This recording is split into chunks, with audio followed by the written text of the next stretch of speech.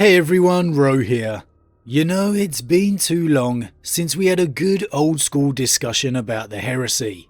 So today we are doing just that, as we discuss Ferrus Manus and his fateful decision upon the world of Isstvan.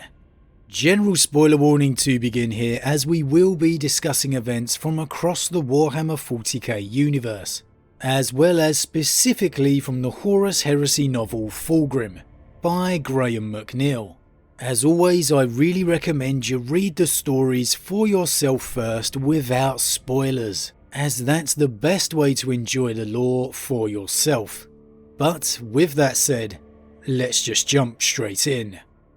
Okay, now people who have been following the channel for a long time will probably know by now I've always had a bit of a soft spot for the Gorgon Ferrus Manus. His early death in the heresy has always felt like such a shame to me, losing out on such a great character so early on. He seemed to be one of the Emperor's closer sons, one of my favourite moments being their discussion in Ferrus's first introduction to Vulcan, feeling the vibes of the father-son relationship. And then of course we've seen the Emperor lamenting his death, even summoning his image in fiery wrath. However, with all that said, maybe the thing that's drawn me to Ferrus the most over the years is the feeling of he doesn't quite deserve the bad rap that he gets. However, honestly, I've never really stopped to ask, well, does he? So, well, that's what we're discussing today. Now, the events of the Horus Heresy have been laid out in the lore for a very long time. Horus falling prey to the advances and lies of chaos, ultimately turning against his father and secretly swaying several of his Primarch brothers to his cause, announcing his betrayal in all its glory upon the world of Isstvan III, where he massacred not only the people of the world, but the still loyal members of the 4 traitor legions present, including the sons of his own legion. Thankfully, word of this treachery escaped, and thus the Emperor dispatched those he believed loyal to bring the traitors to justice. The first to arrive in the Isstvan system were Vulcan and his full Salamander's legion, and Corax with his Raven Guard in tow. Next they were joined by Ferrus Manus himself, except rather than having his entire legion, Ferrus was accompanied by his veteran Terminator elite, 10 full companies, the rest of his legion having had to have been left behind to repair the damage dealt by the traitor Fulgrim. Now this is perhaps the moment that would prove to be Ferrus's ultimate downfall, the perception being he was so fueled with anger, he rushed to launch the assault, convincing his brothers not to wait for the believed reinforcements on the way. And we are lucky enough to get a brief glimpse of these events in the novel Fulgrim. Aboard Ferrus's flagship the Ferrum, the 3 brothers met to decide their strategy. And just a side note here, but Ferrus is described as being a head taller than his brothers, which was a bit of a surprise to me when I went back and read it, as honestly I've always believed that Vulcan is the biggest Primarch. However, I digress. Here, rather than a blinded by anger Ferrus, we see one passionate, yes, but one still very much aware of his larger tactical situation.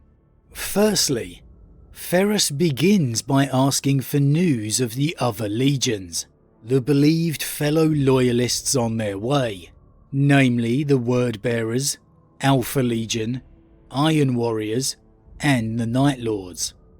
And Ferrus makes a point of asking, are they en route? Can we commence the attack? So while yes, there is clearly an eagerness here in his words, it's still very much a Primarch aware of the larger situation. He doesn't say, are they coming because we're launching the attack? He asks, can we commence the attack? Meaning, or at least heavily implying, if the answer was no, the legions aren't coming, or we've had no luck in contacting those Primarchs, well then he wouldn't launch the attack. He might be angry and eager here, but he's not clamouring to launch the attack regardless of the wider situation. He's keen to ensure the reinforcements are on their way, and will be arriving in short order before he does so. Now, once the reply comes that confirms the Primarchs and Legions are mere hours away, Ferrus does admittedly rejoice, unleashing a shout of yes, which isn't necessarily the best sign of a level-headed commander, quickly informing his brothers that the planetary assault is on. However, again, it's not a blind rage, it's a tactical order, and he's quick to follow it up with specific tactics. He and his Morlocks will take the vanguard. Corax is to take the right flank, advancing forward before turning into the centre himself, in what sounds like a fairly straightforward pincer movement, and then he also orders Vulcan to hold the left flank. When the fellow legions arrive, they will land and reinforce their attack. Now, Ferrus's logic here may be flawed depending on your ability as a military commander. Maybe yes, they would have been better waiting for the full complement of legions and Primarchs before launching their assault. However, Ferrus does believe that they have the element of surprise. So it's not like he's acting completely irrationally here. It's undoubtable that this is an eager Ferrus, a man who wants with a passion to let his anger out on the betrayers of the Imperium.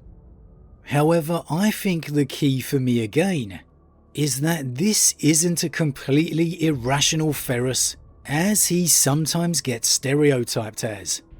Ferrus may have overall command here, but we know any Primarch is more than happy to voice his opinion to one of his brothers. If they disagree, well then you can bet they're gonna let their brothers know about it. There is no way any Primarch is going to commit to an attack if he believes it's nothing short of foolish.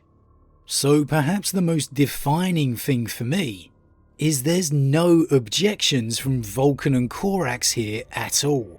No suggestions of waiting, no countering to his orders, nothing, absolutely nothing. And in fact, there's a line describing how even the normally calm and reserved Corax is clearly eager and relishing the prospect of engaging the traitors himself. This is a situation that none of them had ever possibly conceived of.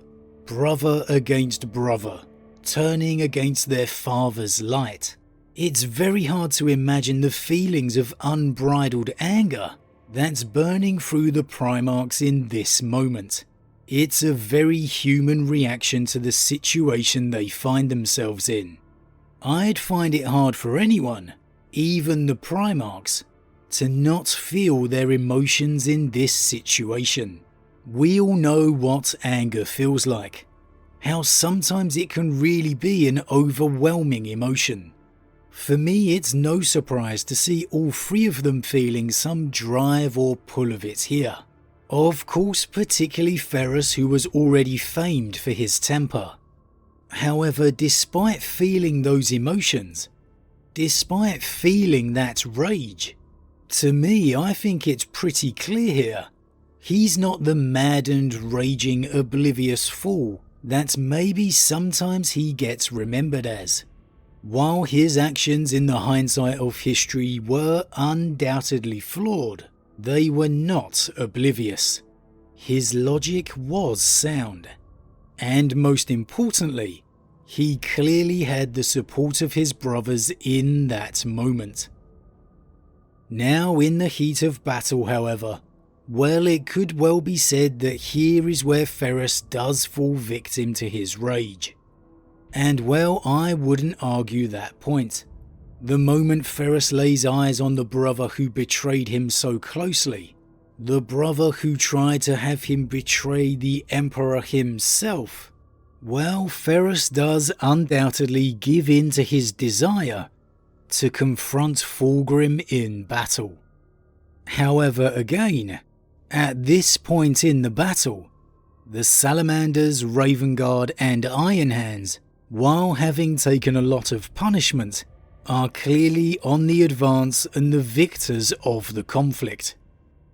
Their newly arrived reinforcements are flooding down onto the battlefield in reinforcing positions.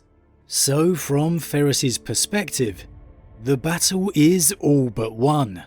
While Corax and Vulcan wish to stop and let the reinforcements take over, Ferrus is overcome with the personal betrayal of Fulgrim, and so he presses on to settle the matter face to face. And he'd be damned if he let another brother settle it for him. Here Vulcan and Corax again plead to their brother over the Vox to retreat and tend to their wounded as the battle is over.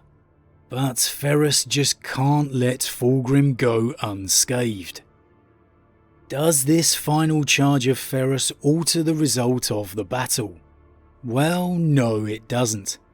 Unbeknownst to the three brothers, their reinforcements were all about to open fire on them. The battle, while won in that moment, was in truth lost. Would Ferrus retreating to reform with Vulcan and Corax have changed their fate? Well, maybe, but it's extremely unlikely. As we know, Corax would go on to lose most of his legion, escaping to fight a guerrilla war within the mountains, until luckily escaping moments before having to face Angron himself. As for Vulcan, he was ultimately to be taken prisoner at the hands of his brother Conrad Kurz. Maybe the three Primarchs together could have attempted a combined push to escape, but in all likelihood, it may well have led to their final last stand, and instead we'd be looking at 3 dead Primarchs rather than 1. Overall, Ferrus to me, while famed for his temper, doesn't deserve to be tarnished by it. His decision to launch the attack at Isstvan, while perhaps impatient, was not a completely emotional one blinded by anger. He retained his tactical awareness and had logic to his decision. And perhaps most importantly, his brothers certainly were not vocally against him. In fact, for Corax at least, he was just as intent on the attack as him. Which is a fact that really doesn't get mentioned much, if at all. I'll be honest, I was very surprised the first time that I read it, expecting to see the maddened Ferrus ordering the attack against his brother's wishes. But the truth was, it didn't play out that way at all, or at least in no way near the stereotype that often gets remembered. The Ferrus who died at the hands of Fulgrim, the Primarch we lost so early in the heresy, was of flawed creation, no doubt, but only in the ways that all of his brothers are, and in truth so are we. He was simply human at the end of the day. He was hurt, angry and betrayed. He was motivated and eager to face the one who hurt him. And so with the battle won, and finally laying eyes on his retreating brother, he made the decision to go and face him. As anyone in that situation, he was simply overcome with his anger. However, the battle was won. Given the Ferrus we saw beforehand, who was still cautious enough to ensure the reinforcements were arriving, so that he could attack, can we really say Ferrus would have blindly charged into Fulgrim if the battle was in danger of being lost? As renowned as his temper is, I really don't think we can. I think, much like aboard his flagship beforehand, Ferrus made the decision to face Fulgrim because he could. The battle was won. It allowed him to make that decision. Did anger guide his actions on Isstvan? Yes, undoubtedly. But did it overwhelm him to the point it overrid any and all reasoning? Some may say yes. And at the end of the day, it's all about perception. You're not necessarily wrong for thinking so. However, for me, in really looking at those events, no, I don't think it did. And as a result, honestly, I think Ferrus gets a bit of a bad rap. However, at the end of the day, one thing is for sure. The decisions that Ferrus made at Isstvan would be the ones that would define his memory. And the Gorgon would always ultimately be remembered as the first Primarch to fall in the heresy. As always guys, what do you think? Do you feel that Ferrus Manus was a victim of his anger? Do you feel that he was blinded by that emotion? Or do you feel like me that despite that anger, he still made sure of the wider situation, only making the decisions he did, maybe the mistakes that he did, because the wider tactical situation allowed it? As always guys, leave your thoughts in the comments below, I love to read them. Huge thank you to all my subscribers, your support truly means a lot to me, it really does. And if you're new, please consider subscribing to help the channel grow. And if you enjoyed this particular vid, then why not drop a like on it too.